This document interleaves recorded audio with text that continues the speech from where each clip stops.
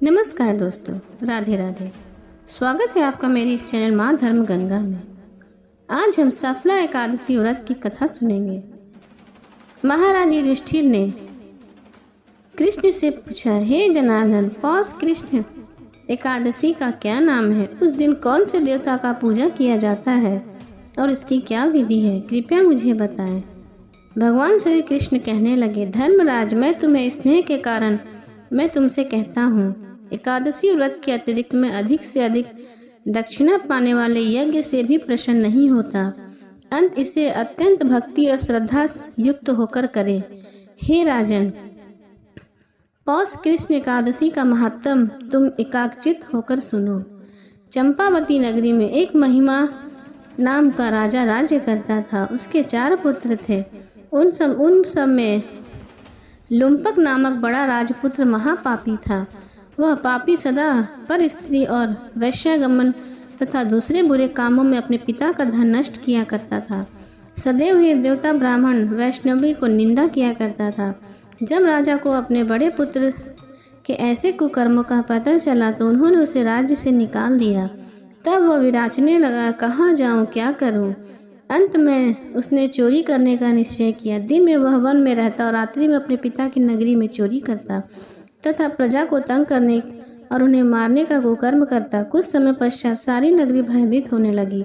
वह वन में रहकर पशु आदि को मारकर खाने लगा। नागरिक और राज्य के कर्मचारी उसे पकड़ लेते, किंतु राजा के भय से उसे छोड़ देते।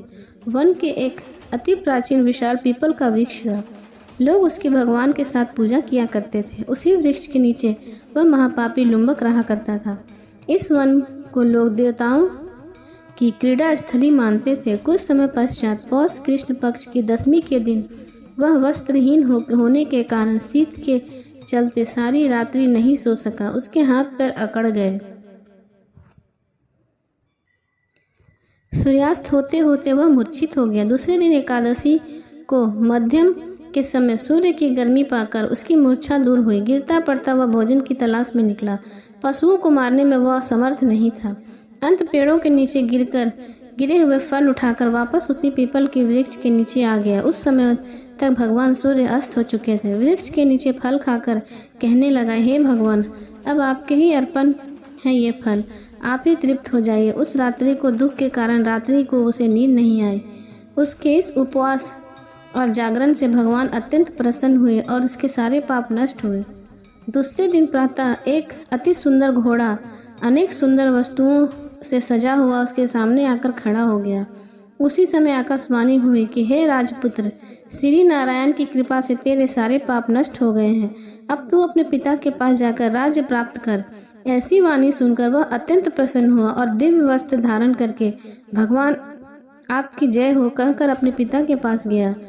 उसके पिता ने प्रसन्न होकर उसे समस्त राज सौंप दिया और वन में का रास्ता लिया।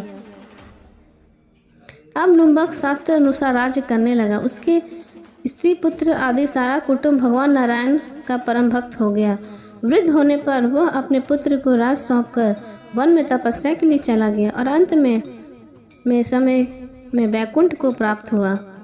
अंत जो मनुष्य इस परम पवित्र सफला एकादशी का व्रत करता है उसे अंत में मुक्ति मिलती है। जो नहीं करते वो पूंछ और सींगों से रहित पशुओं के समान है। इस सफला एकादशी का महत्व को पढ़ने अथवा श्रवण करने से मनुष्य को अश्वमेध यज्ञ का फल मिलता है। बोलो नारायण स्वामी की जय।